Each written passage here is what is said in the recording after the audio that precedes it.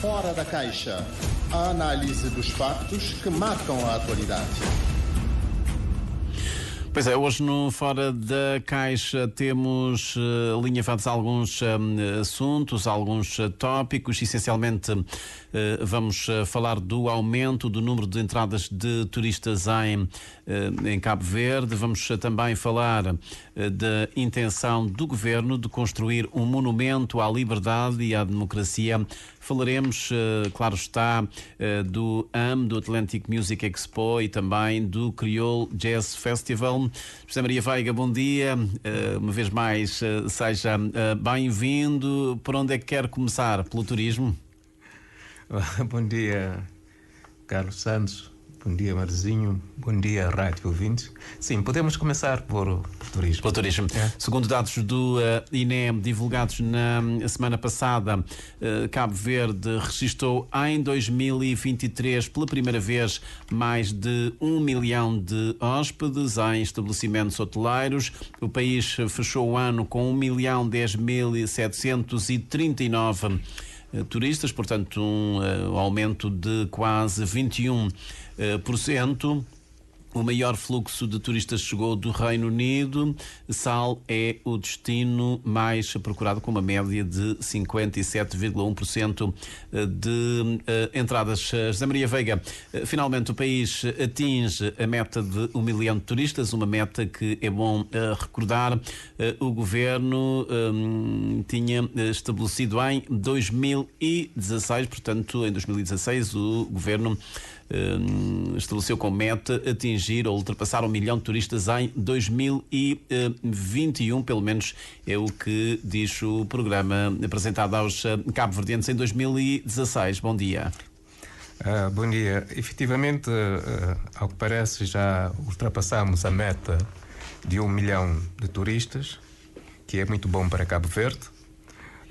Entretanto, convém dizer que neste momento talvez poderíamos ter muito mais turistas. É a questão que pode ser lançada.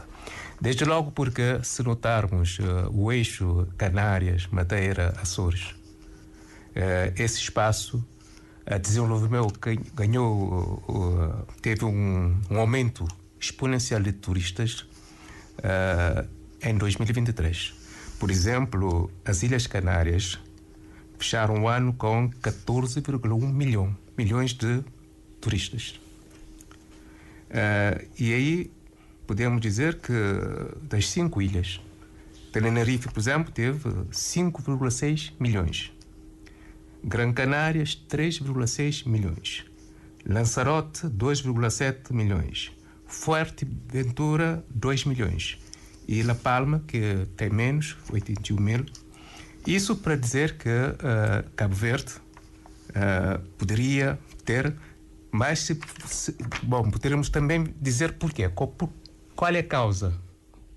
Primeiro porque... Mas está a dizer que o país está a andar lentamente, pelo menos no que diz respeito ao turismo. Quer dizer, estou dizendo que há uma oportunidade. Com o desvio dos turistas de espaços como Alemanha, Itália, Reino Unido, mas também com o desvio de turistas das zonas como Egito, Tunísia, tendo em conta a situação atual que se vive na Europa. E esse desvio tem tendência a vir para o lado das Ilhas Macaronésias. E Cabo Verde, tivesse melhores condições, poderia ter muito mais turistas. E também podemos ver, por exemplo, Madeira. Madeira teve um aumento de 1 milhão de turistas em relação a 2019. Até agora, só estrangeiros entraram em 2023, 1 milhão e 600 mil. Açores vai em 3,5 milhões de dormidas. Quer dizer, há esse desvio. E se o país tivesse, por exemplo, condições todas, inclusive para diversificar, portanto, a entrada de turistas em outras ilhas, como acontece, por exemplo, nas Canárias, certamente teríamos mais turistas. Agora, entretanto, é preciso também ter em devida conta que, em termos de potencialidades, Cabo Verde tem mais potencialidades turísticas do que próprias Ilhas Canárias. Por quê? Porque temos esse lado africano. que os turistas procuram, que é preciso valorizar a nossa cultura. Aliás, o que está acontecendo neste momento na Cabo Verde. Tudo isso são elementos que fazem de Cabo Verde um destino procurado.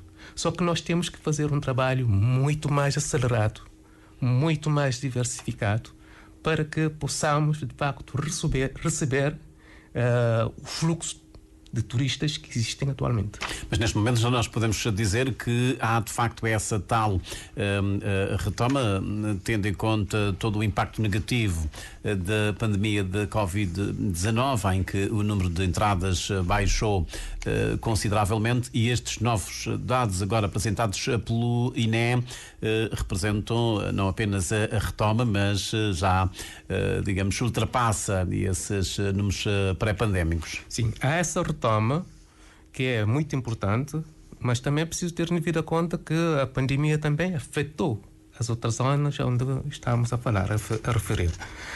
De todo modo, é um dado importante que devemos trabalhar no sentido de criar melhores condições, sobretudo de conectividade entre as ilhas, e tirar maior proveito das potencialidades que temos. Por exemplo, a Ilha do Fogo com o nosso vulcão. Refiro-me a isso porque uma vez fui às Ilhas Canárias, me levaram para visitar um vulcão.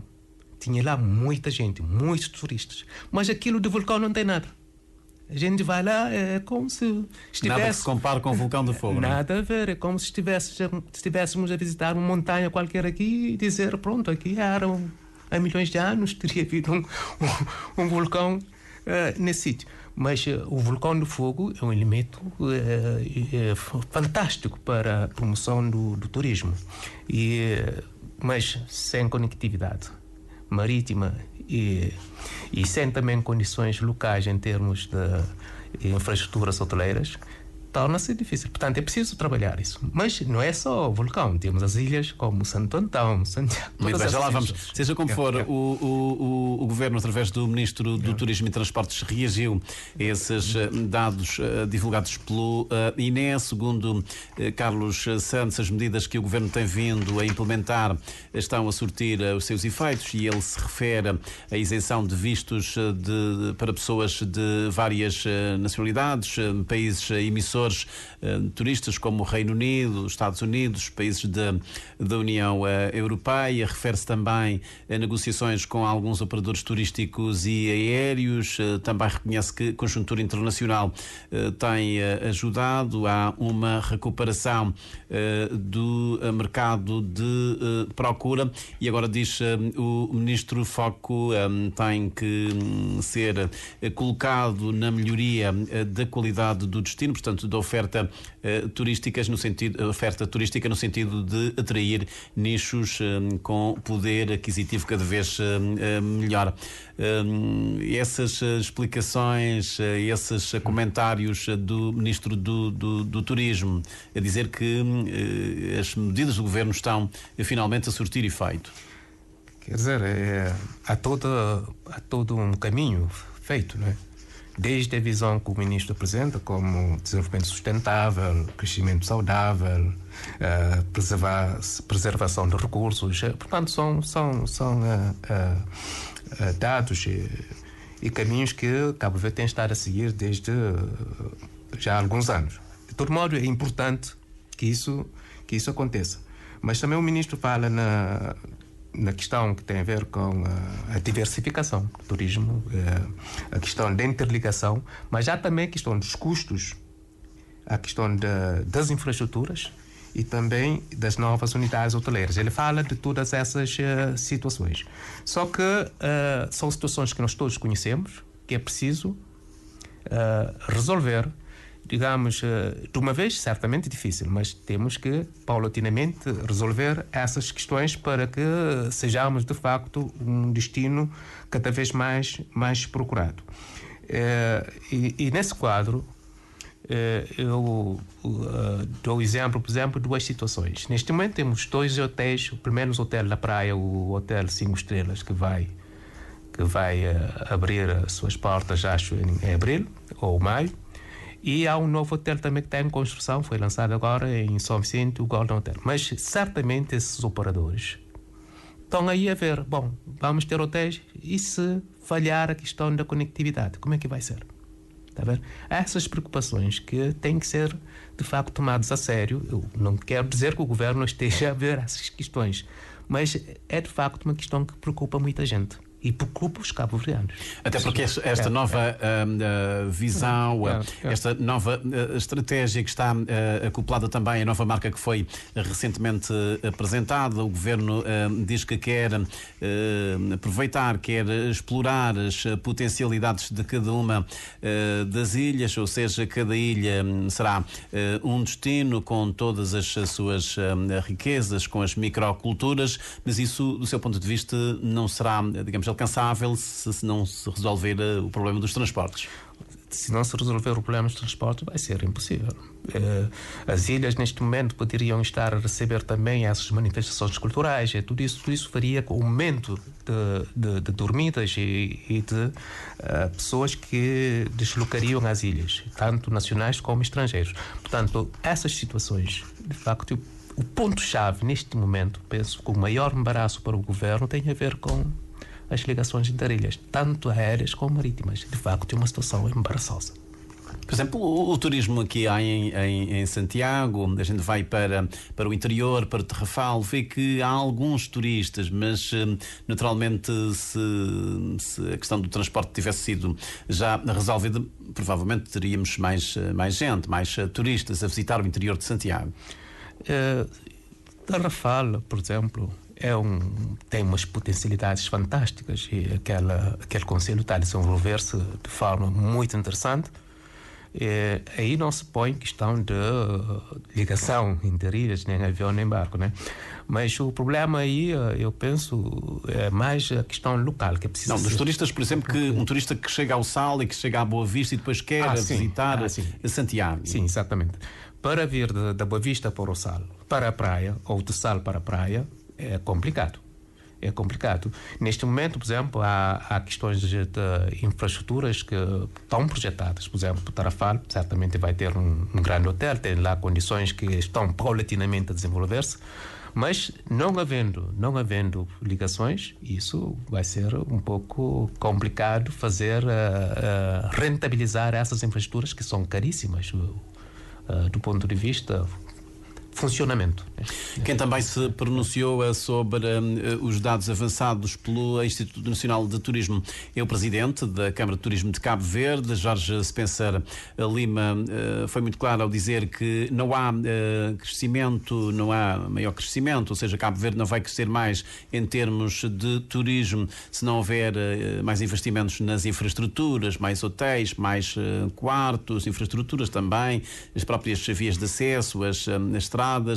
Diz Jorge Spencer Lima que está na hora de os governos apoiarem os operadores cabo-verdianos para que estes consigam também investir mais no turismo. Tem que haver mais apoios aos investidores nacionais para que o turismo tenha um efeito multiplicador na economia cabo-verdiana e na melhoria das condições de vida dos cabo-verdianos. E ele diz mais que é uma área que rende muito dinheiro, ou seja, que há muita gente a fazer dinheiro no setor do turismo, mas não são os cabo-verdianos. Portanto, que é preciso que haja uma alteração das políticas, que haja mais incentivos também para os empresários, para os operadores cabo-verdianos que estão nessa área do turismo.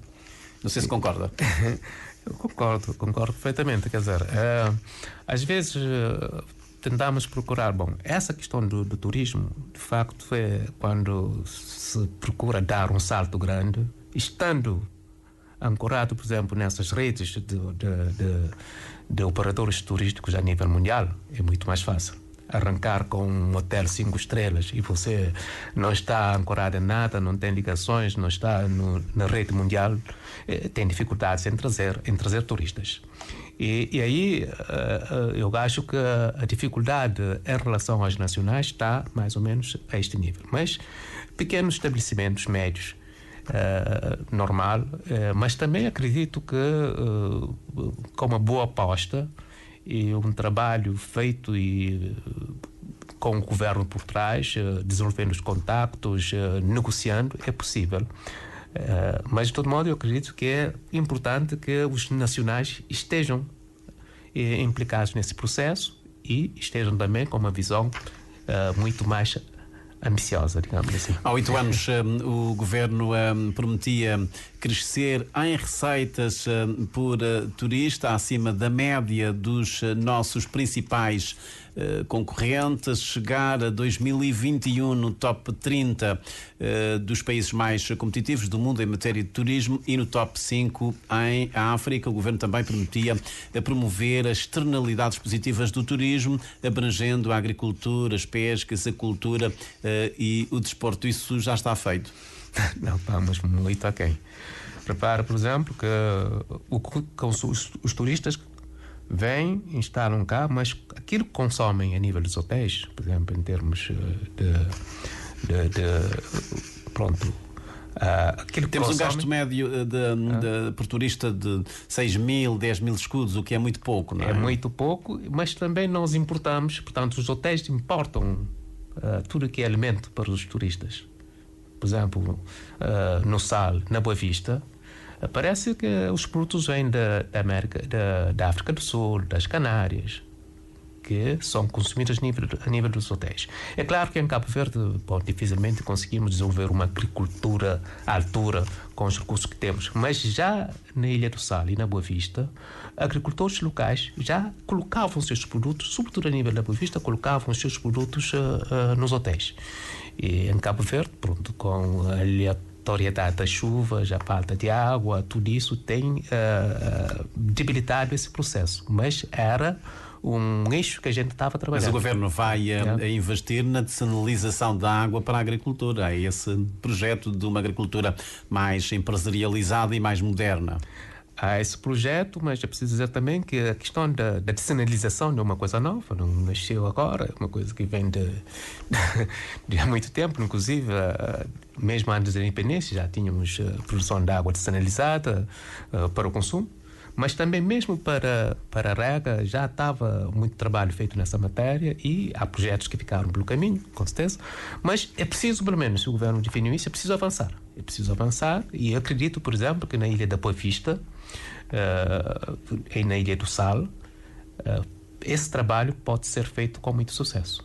Muito bem, vamos agora fazer uma ligação, um link com a cultura, já agora com a música, falando do AME e do Creole Jazz, portanto, seguindo até essa ideia de diversificação da cultura, de nós termos uma maior presença da cultura no setor do turismo. De que forma é que se pode fazer isso? Aproveitar todas as potencialidades, digamos, culturais que o país tem e os grandes eventos, AME, Creole Jazz, e explorar isso para que haja também, digamos, maior contribuição dessa área das indústrias criativas e culturais dentro do turismo? Olha, neste momento estamos a ver um grande momento aqui na cidade da Praia, com os acontecimentos, portanto, em termos culturais, AME, Jazz, Creole Festival, Jazz, mas eu queria fazer uma pequena observação, que é como é que nasceu esse AME. Aí é preciso pensar. O Mário Lúcio. Foi uma ideia do Mário Lúcio, que apresentou, portanto, uma proposta ao Manuel Pinheiro, o Dr. Manuel Pinheiro, que trabalhava no Centro de Política Estratégica. E aí elaboraram um concept paper e a partir daí entrou, portanto, o Adão Rocha a trabalhar também, que trabalhava lá com o primeiro-ministro, e a partir daí desenharam uma ideia no sentido de, numa perspectiva, tornar a cultura uma perspectiva económica e cultural. Essa parte aí. E essa abordagem da diversificação da economia estava no centro dessa questão. E é claro que uma ideia dessa depois foi agarrada, parece o Gugas Veiga, como muito bem, mas também o próprio João da Silva, que abraçou isso com o Jazz Festival também.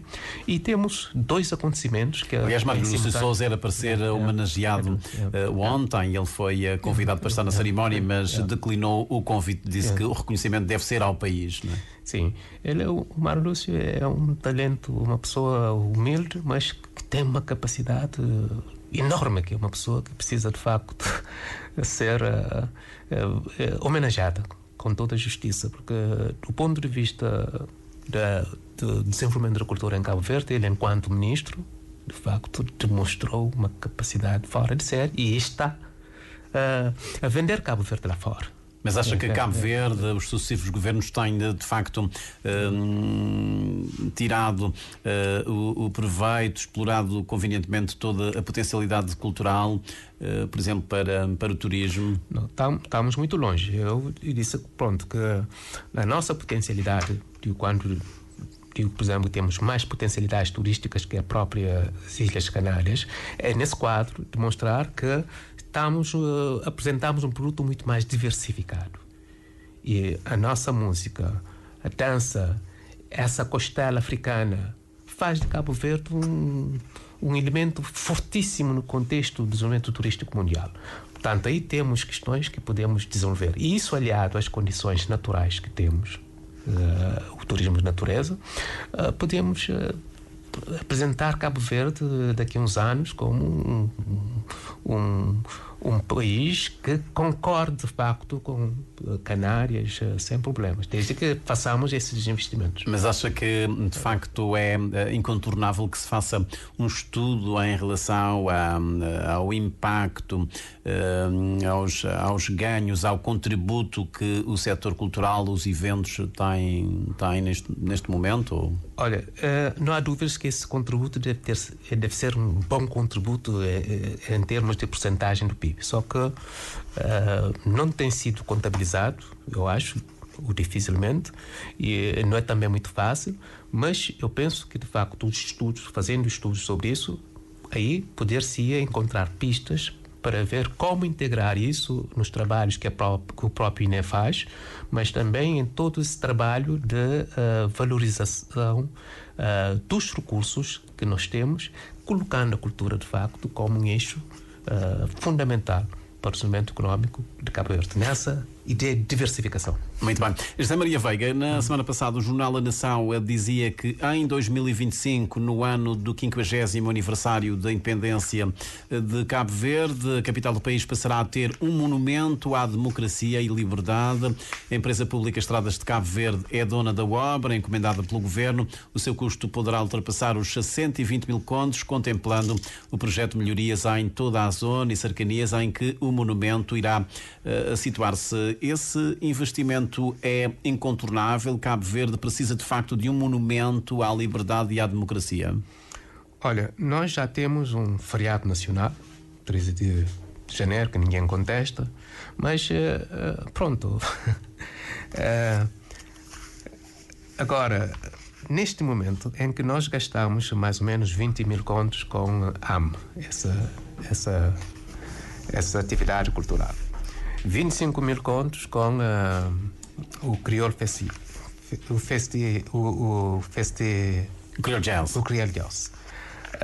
Aí são investimentos importantíssimos para nós. Mas eu não sei até que ponto temos que gastar agora mais de 1 milhão de euros para construir uma coisa dessas. Pronto, pode ter algum significado, mas temos que desenvolver o país de uma forma para que as pessoas não fiquem com a ideia que estamos a promover uma tendência política, um partido político, porque isso vai dar muitas leituras. Depois estamos aí agora no ano das eleições. Mas já há um monumento.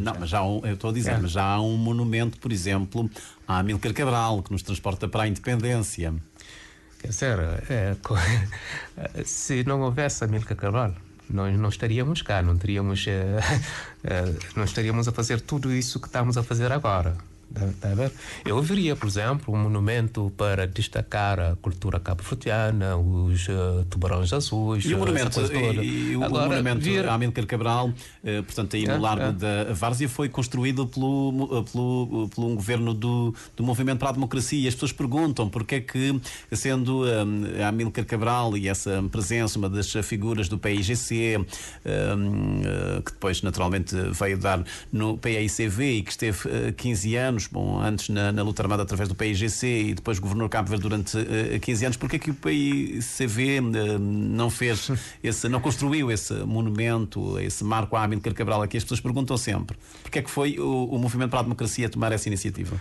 Olha, há caminhos que a gente vai procurando de forma muito suave. Eu ouvi o Jorge Carlos Fonseca, o ex-presidente da República, esteve cá connosco ontem, a falar ontem. Eu gostei muito do que ele disse, que já estamos no momento de colocarmos de lado essas questões, quesilhas políticas que não nos conduzem a lugar nenhum e trabalharmos naquilo que somos de verdade. Tomarmos a nossa história por inteiro. Nossa história por inteiro, de forma inclusiva. Todo mundo está lá. Ninguém está a reivindicar: isto é meu, eu sou o pai da democracia, tu és da independência. Mas a independência foi um resultado de todos. Inclusive tivemos até portugueses que nos ajudaram nessa luta. Uma luta contra, porque era uma situação complicada. Mas também a democracia, chegamos a essa parte da abertura política, toda essa construção, é um trabalho de todos. Não é uma coisa que nasceu do azar. Não é uma coisa que nasceu do azar. Eu acho que essa conversa do Dr. Jorge Carlos Fonseca, ex-presidente da República, é preciso ser tomada a sério, a gente trabalhar isso de forma... Porque nós não temos questões que, vamos falar da reconciliação. Nós somos um povo reconciliado. Mas o que me acaba de dizer é que considera desnecessário esse investimento na construção de um monumento à liberdade e à democracia. Totalmente desnecessário. O que nos interessa neste momento são as atitudes. Porque nós temos as grandes declarações políticas e democráticas das mais modernas do mundo. Está a ver? Mas não é isso que faz a democracia. Não é isso que faz a gente sentir-se bem. Mas é o povo cabo-verdiano em si que nós somos, da forma como nos tratamos, da forma como nos ocupamos do outro, da forma como nós governamos o nosso país, a questão da governança, a questão dos direitos de uns e dos outros, dos trabalhadores, de todos. Está a ver? E com esse objetivo de a gente alavancar o país no seu todo. A população toda ela. De forma diversificada, de forma também a reduzir ao máximo a pobreza. Eu pergunto agora se não é possível reduzir a pobreza completamente. Completamente. Porque a pobreza o quê? Pelo menos a meta é extinguir a pobreza extrema. Sim, mas repare que são declarações que nós fazemos. Por que o Lula consegue isso no Brasil? O que é que ele faz? Tá vendo? Quer dizer, em Cabo Verde nós somos poucos. E do dinheiro que nós gastamos, repare, quando vamos tirar agora 100 mil milhões, não sei, 120 mil contos para fazer esse trabalho. Esses 120 mil contos, se você utilizasse esse dinheiro para empoderar as pessoas em dificuldades, certamente que isso ia dar um impulso nessa redução das desigualdades sociais.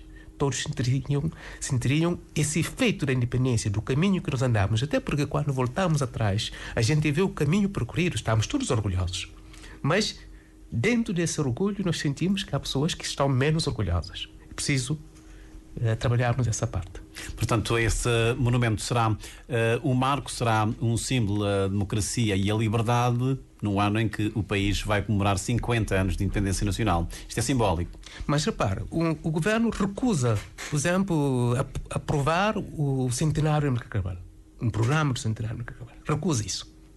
Depois aparece com essa questão da... Bom, isso não vai passar pelo Parlamento.